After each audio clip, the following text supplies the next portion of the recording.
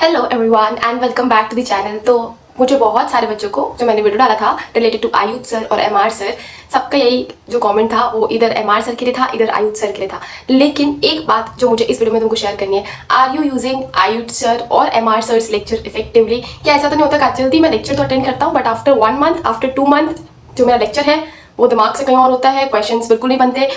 तो what is the right way to use MR sir का note effectively, और इधर आप आयुध सर को फॉलो कर रहे हैं तो उनके भी नोट्स को इफेक्टिवली यूज़ करने का तरीका क्या है, ये हम देख रहे होंगे इस वीडियो में। और उनसे रिलेटेड जो भी डाउट है अगर आपको आता है तो आप कमेंट सेक्शन में ज़रूर लिख सकते हैं, ठीक है? तो चलो और वीडियो में डाइव करके देखते हैं।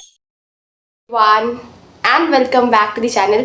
तो फाइनली जो आज के हमारा वीडियो का टॉपिक है वो ये है कि काजल दी, हाउ टू यूज़ आयुध सर का नोट और एमआर सर का नोट इफेक्टिवली। क्योंकि नोट्स तो आप यूज़ कर रहे हो, चाहे आप आयुध सर के लेक्चर्स देख रहे हो या एमआर सर के लेक्चर्स देख रहे हो, आप नोट्स तो प्रॉपर अच्छे से यूज़ कर रहे हैं, लेकिन क्या आप उसको इफेक्टिवली यूज़ कर पा रहे हैं? इन सेंस कि काजल दी, अगर मैंने उनके नोट्स पढ़े हैं तो आई नो एवरीथिंग जो सर ने क्लास में बताया है। क्या ऐसा आपके साथ है कि काजल दी, मैं 1 महीने बाद भी अगर सर के नोट्स खोलता हूँ या खोलती हूँ तो मुझे बहुत अच्छे से पता होता है कि सर ने क्या एग्जाम्पल्स तक यूज़ किए थे इस पर्टिकुलर चैप्टर के लिए, इस पर्टिकुलर टॉपिक के लिए?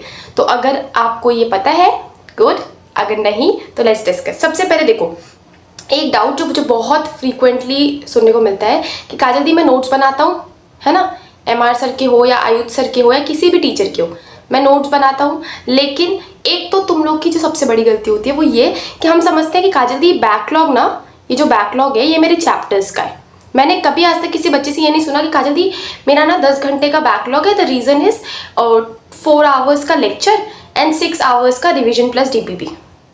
हम सिर्फ बैकलॉग के लिए कंसिडर करते हैं कि Kajal the backlog means only lecture and I include only 4 hours for lecture. क्योंकि मैंने बहुत सारे बच्चों से लिटरली उनका बैकलॉग पूछा है और उन्होंने मुझे एक्चुअली भेजा भी है कि काजल दी, इतने घंटे का ये लेक्चर, इतने घंटे का ये लेक्चर।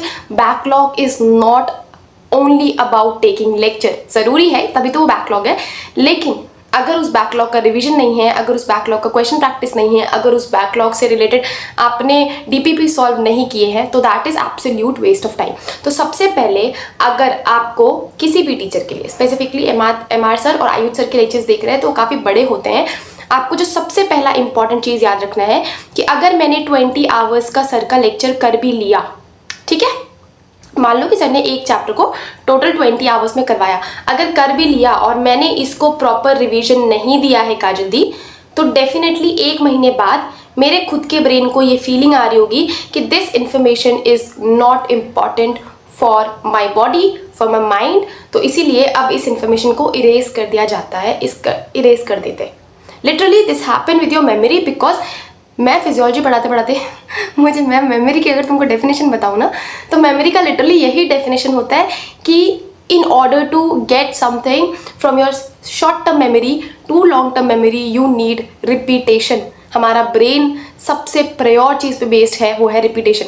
हम बहुत फ्रीक्वेंटली ये गलती करते हैं, जब अगर तुम लोग को ड्राइविंग आती है, कुछ भी ऐसा काम आता है, जब आज तुम कितने फ्लुएंटली पेंसिल और पेंसिल लिख पाते हो, लेकिन लाइफ में एक सिनेरियो था जब ए लिखने में भी प्रॉब्लम होता था, तो what did you did then?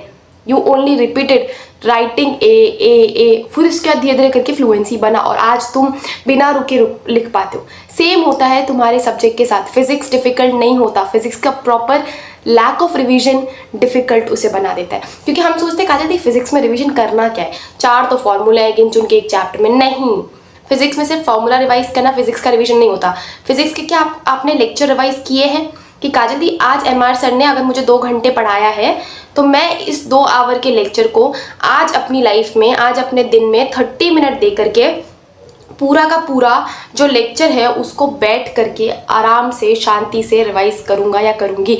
अगर आप ऐसा कर रहे हैं तो आप डेफिनेटली राइट ट्रैक पे हैं, लेकिन अगर आप ऐसा नहीं कर पा रहे हैं तो आपको ज़रूरत है ये बात समझने की कि आप 100 घंटे भी अगर एक चैप्टर को दे दें, लेकिन अगर उसका 100 घंटे का 1/3 भी रिवीजन आप नहीं दे रहे हैं, ट्रस्ट में वो एब्सोल्युटली वेस्ट ऑफ टाइम है, एब्सोल्युटली वेस्ट ऑफ एनर्जी है, absolutely you are giving pressure to your ocular muscles. क्योंकि स्क्रीन टाइम तो हम दे रहे हैं ना 100 घंटे का। यदि हम सोचे कि हमने एफर्ट्स किए तो हैं, हम एफर्ट्स कर रहे हैं, कैसे?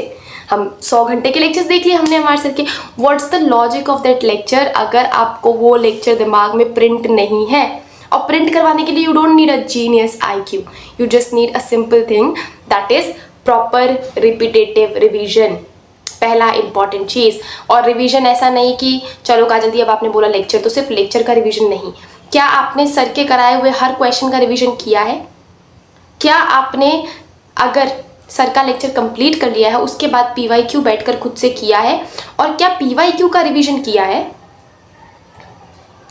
क्या आपने अगर एग्जाम्पलर या NCERT की है उसको पहली बात तो किया है, यही इंपॉर्टेंट है। दूसरी बात, क्या आपने एग्जाम्पलर और NCERT को रिवाइज किया है? हम देखो तुम एफर्ट्स तो कर रहे हो ना। सर का काम, सर मैंने जितना देखा है सर का record one of the highest record है ऑनलाइन क्लास के प्लेटफॉर्म में। संडे एक दिन कम्युनिटी पे शायद शेयर किया था। तो तुम सोचो कि वो किसी चैप्टर को चाहे वन शॉट में करवाए, चाहे वो किसी चैप्टर को डिटेल लेक्चर में करवाए, बात उनकी बराबर ही रहती है। चाहे आप किसी भी टीचर को देखो, ऑलमोस्ट अगर वो लेक्चर 10 घंटे 12 घंटे का है, वो ऑलमोस्ट बराबर ही वैल्यू से करवाते क्वेश्चंस। तो बेटर है ना कि काजल दी मैं 100 घंटे एक चैप्टर को दूं और उसके साथ उसका 0 रिविजन हो। इससे बेटर काजल दी मैं 10 घंटे 15 घंटे मैक्स 20 घंटे उस चैप्टर को टोटली दूं और उसके बाद उसको प्रॉपर रिवाइज कर सकूं। I hope you are getting what I am saying, क्योंकि बहुत सारे क्वेश्चंस मैंने ऐसे देखे जो कि 2024 में आए थे और वो MR सर के लेक्चर से थे, MR सर के नोट से थे। फिर हम क्यों नहीं कर पा रहे?